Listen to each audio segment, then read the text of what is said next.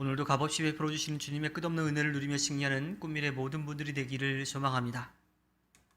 자선, 기도, 금식이라고 하는 것은요, 유대인들의 영성 생활에 있어서 큰 세 개의 기둥으로 여겨졌습니다. 하나님과 소통하고 하나님께 의롭다라고 인정을 받는 데 있어서 이 세 가지가 중요하게 여겨졌던 거죠. 기도와 금식은 하나님의 마음을 얻고 그분과 사귀는 중요한 도구였고요. 이 자선이라고 하는 것은 하나님 앞에 쌓여 있는 벽, 그 벽을 허무는 도구였습니다. 유대인들의 신학에 의하면 실수로 범한 죄는 제사를 통해서 용서받을 수가 있어요. 그런데 고의로 지은 죄는 그렇게 사라지지 않는 거죠. 자선 행위를 통해야지만 그것이 상쇄돼서 사라진다라고 그렇게 여겼던 겁니다. 그래서 자선 행위는 고의적인 죄로 인해 하나님과 나누어졌던 것, 하나님 사이에 세워진 그 벽을 없애는 그러한 하나의 방법이었던 거지요. 물론 이 세 가지 외에도 유대인들은 영성 생활에 있어서 필요한 행위들을 많이 가지고 있었어요. 그 중에서도 이 세 가지가 중요했던 거지요. 문제는 하나님께 대한 열심이 식으면요, 이러한 행동들이 다 하나님 앞에 서기 위한 것이 아니라 사람들 앞에 서기 위한 것이 되어버려요. 하나님의 마음을 얻으려고 하는 것이 아니라 사람들의 마음을 얻으려고 그렇게 변질되어 버리죠.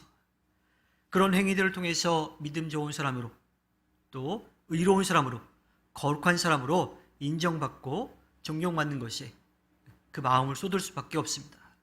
그것에 굶주리게 되고요, 결국은 하나님 앞에 서는 것이 아니라 사람들 앞에 서는 그런 모습으로 살아가게 되는 거지요. 그래서 경건의 모양은 점점 화려해지고 종교적인 거물로 인정받는 사람들이 많이 늘어났습니다. 예수님은 그들을 향해서 말씀하시죠. 그것을 위선이라고 말씀하십니다. 헬라어에서 위선이라고 하는 말은 가면을 쓰고 연극을 한다라고 하는 뜻이 담겨 있어요. 즉, 마음은 그렇지 않은데, 그 속은 그렇지 않은데 겉으로만 그런 척 보인다라고 하는 거예요. 그래서 예수님은 그들에게 위선이라고 말씀하시는 거지요. 그렇게 살아가게 되면요, 경건의 능력은 사라져버리고 겉모양만 그냥 화려한 그러한 삶을 살아가게 되는 겁니다. 예수님은 영성생활의 초점을 하나님께로 맞추라고 분명하게 말씀해 주고 계십니다. 하나님은요, 하나님의 놀라운 역사와 섭리를 통해서 이 땅을 이끌어 가십니다. 하나님 혼자서 일하시지 않고 하나님의 사람들을 세워서 일하시죠. 준비된 사람들을 세워서 일하십니다. 그러기에 더욱더 하나님 앞에 진실하게 서는 사람, 또 하나님과의 관계를 계속해서 이어가는 사람, 그들을 하나님께서는 찾으시는 거지요. 그런데 하나님은 보이는 데서 겉으로 드러나게끔 그렇게 찾으시는 것이 아니라 숨어서 보신다라 그래요. 개역개정 성경에서는 은밀히 보신 하나님이라고 표현하고 있고, 우리가 보는 세번역에서는 숨어서 보신 하나님이라고 그렇게 표현합니다. 즉, 사람들처럼 눈에 보이는 곳에 그것에 관심을 갖고 그것으로 평가하는 것이 아니라 보이지 않는 곳에서 조용히 보이지 않는 곳까지도 보시는 하나님이 우리를 지켜보고 계신다라고 하는 거지요.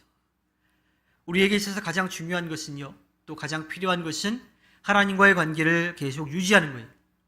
하나님과 함께하는 거죠. 그리고 그분에게 의지하고 맡기는 것도 필요하지만 그분 앞에 선다라고 하는 겸손한 마음으로 그렇게 살아가야 하는 겁니다. 하나님과의 관계를 잃어버리면 다 잃어버린 거예요. 하나님의 관계를 유지하면 모든 것을 다 얻는 겁니다. 그래서 예수님은 모든 영적 생활에 있어서 하나님께 집중하도록 노력하라고 하십니다. 또 필요하더라면 사람들에게 사람들의 이목을 주목하는 그런 것들은 좀 피하라고 말씀하시지요. 영성 생활의 목적은 사람들에게 경건한 사람으로 인정받는 것이 아니라 하나님 앞에 인정받는 삶이기 때문입니다.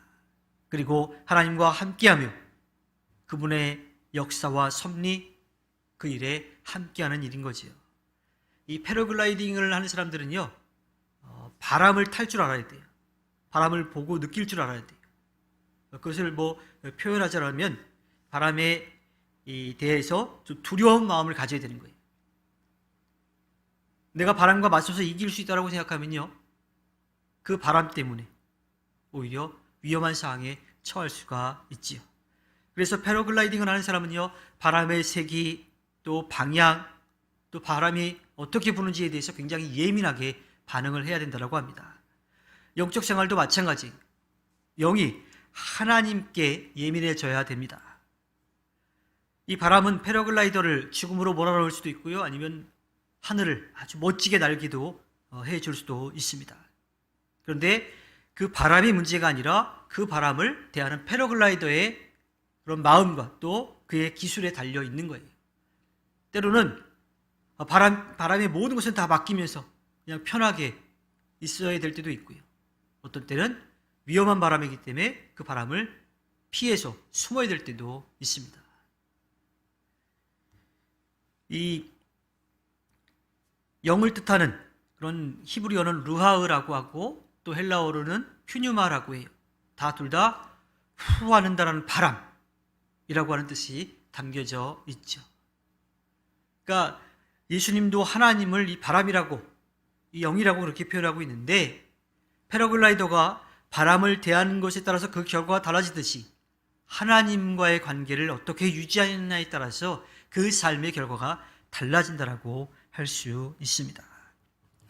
패러글라이더가 자신의 모든 감각을 바람에 집중시켜서 바람의 방향과 속도와 질을 분별해서 그걸 타락기도 하고 또 피하기도 해야지 하늘을 날 수 있는 것처럼 하나님과의 관계를 유지하기 위해서 우리의 영이 깨어 있어야 된다고 하는 거예요. 민감하게 하나님의 말씀에 귀를 기울이고 하나님께서 기뻐하시는 일이 무엇인지를 찾으며 살아가야 된다고 하는 겁니다. 영적 생활이 바람 같으신 하나님께 마음과 영혼을 집중시키고 또 나아갈 때와 멈출 때를 하나님의 뜻에 맡기며 나아갈 때 하나님께서 기뻐하시는 그 일들을 우리가 이룰 수 있습니다.